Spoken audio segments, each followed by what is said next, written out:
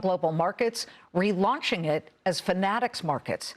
With Super Bowl Sunday 6 days away, which side of this business, sports betting or prediction, will drive the most business for Fanatics? Joining me now, first on Fox Business, is Fanatics Betting and Gaming CEO Matt King.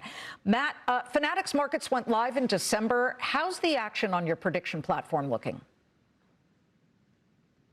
It's growing nicely every day. The consumer feedback to the product has been awesome. These are customers that have been in markets, in states where we don't offer a sports betting product. They love the Fanatics brand and they love the product that we brought to market. What are some of the things that they're betting on? And these are yes or no bets, correct? These are all yes or no bets. Obviously, the Super Bowl is the kind of bet of the week, so to speak, with 70% of the action on the Seahawks at the moment. But really, we're starting to experiment with the non-sports prediction markets and everything else, and just seeing a great reaction across the board. Have you modeled for how much revenue you anticipate this bringing in the next year?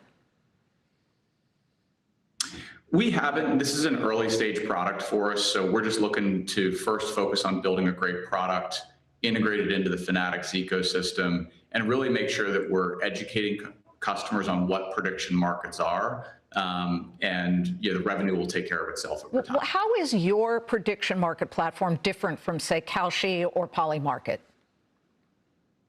So I think the biggest thing is starts with our brand.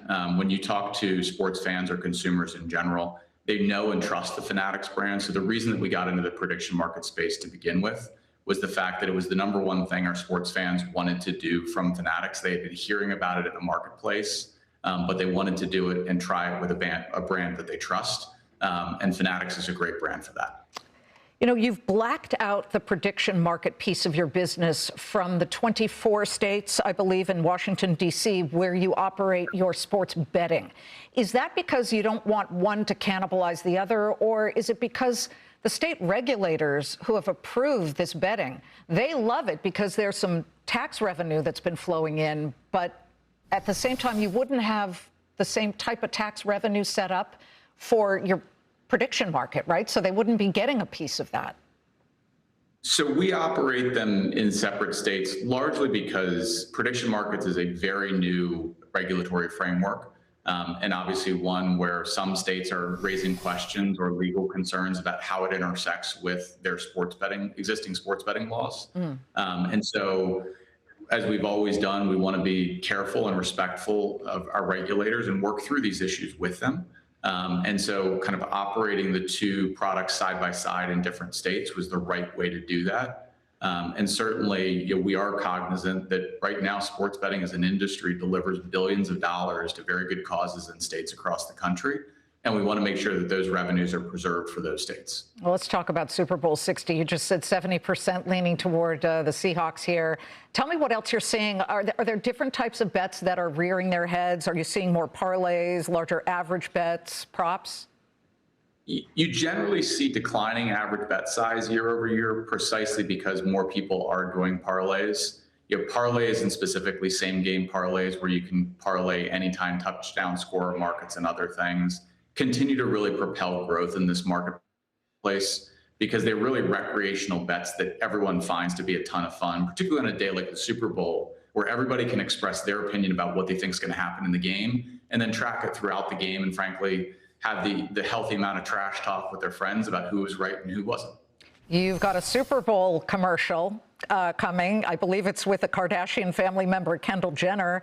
It sort of leads into the pop culture thing of the Kardashian curse, where a lot of the Kardashians have either married or dated NBA players, and then it's sort of a curse for those NBA players' careers. Let's listen to a little bit of it, and then we'll ask you about the sort of genesis of this. But today, it's time to bet on something new. Football players. I'm making my bet on who's going to win. And you can bet with me or against me on Fanatics Sportsbook. Next stop, San Francisco. Football boyfriend. Yes. Yeah, I understand that users can even bet on Kendall. What does that mean?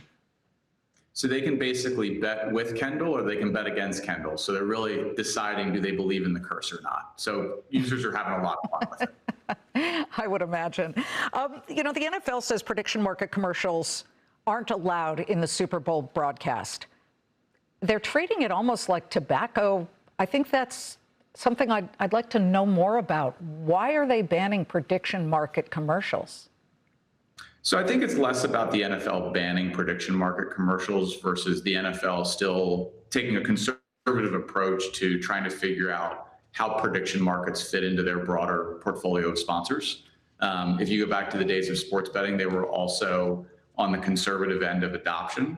But given the high profile nature of the NFL, I can understand and appreciate their go slow approach at trying to figure out how to work with prediction market companies the right way over time. You've really done well. I mean, I'm looking at how you doubled your U.S. market share last year from 4 to about 8%. What would you say is the number one thing driving that growth? The number one thing driving it is the Fanatics brand combined with the ecosystem benefits that we can deliver. Users earn up to 10% back in fan cash every time they bet. We also offer the industry's first fair play policy, which was basically if your player gets injured in the first quarter to start, and then now the first half, as we raise the game on it, we will basically void that leg so their parlay still has a shot.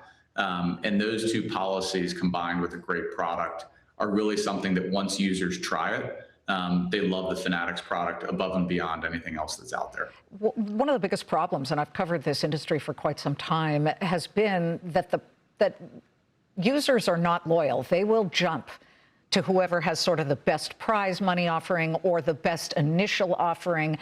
What is your retention like for your players now? Our retention is great.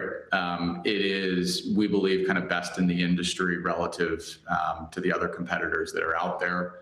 And that really, I think, does come from the way that we structure our loyalty and our rewards. When you think about how fan cash works, where you earn every time you bet up to 10%, it's very similar to the premium credit cards out there. And that's a mechanic that really has proven to drive loyalty over time because it gets people more and more invested in your ecosystem. Mm-hmm. And when you look at what you can use fan cash to do, you can buy tickets, you can buy merch, you can buy collectibles, really anything in sports. It's something that really resonates with people. And once they understand it, they want more of it.